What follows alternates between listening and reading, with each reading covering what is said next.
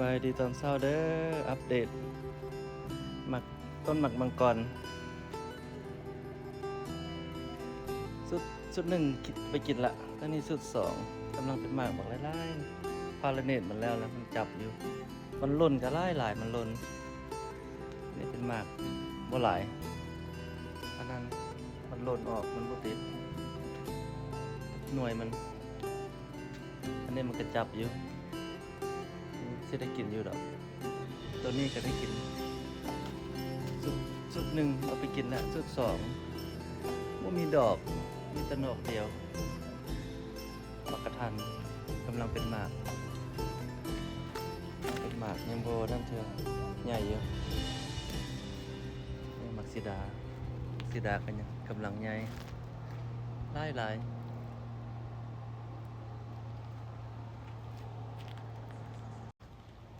ต้นหมากแอปเปิลคัตกำลังงามกำลังขึ้นมันบริกินง่ายเถอะอีก 2-3 ปีคนไหนจะได้เป็นกินหมากมันอันนี้ต้นมะเขือเด้อโอ้งามต้นมะเขือเห็นบ่นี่มะเขือขาวเป็นหมากบอกหลายๆต้นมะเขือสีโพโปขึ้นหมากงามอันนี้ต้นหมากมังกรก็กำลังเป็นดอกฝักนี่กำลังเป็นดอกสิได้บานอันนั้นบานแล้วตัวนั้นพาราเนตมันแล้วยังบ่ฮู้ว่ามันสิติดหรือบ่ต้องได้เบิ่งท่ามีอย่างอีกฟังนี่บัดนี้ต้นมักทั่วขึ้นขึ้นเครือแล้วบักหลายๆบักงามๆเห็นบ่นี่เป็นหมากหอยอองตรงอองแตงอย่างนี้บักหลายมันกำลังใหญ่เห็นบ่นี่บักหลายๆอยู่ทางลุ่มบัดนี้อยู่ทางลุ่มก็ไผ่ฮู้มีหยังนี่ผักหยังนี่นะเพิ่นว่าผักบุ้งกำลังงามบักหลายๆผักบุ้งนะถ้าอยากเด้อผักบุ้งค่อยบักหลายๆซะเต็ม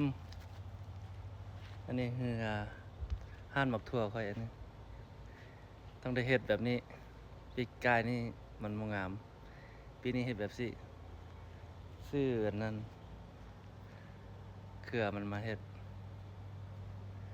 อันนี้แหละเจ้านายก็ได้กินแหละกินกับเฝอแซ่บหลายนี่นะแบบนี้โอเคอันนั้นก็หมักนาวหลังบ้านน้อย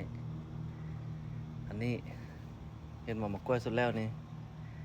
มันมีหมักปีนี่ตัดหมักปีออกมันเป็นหวีบักหลายๆอยู่นี่หักบ่เป็นหมาก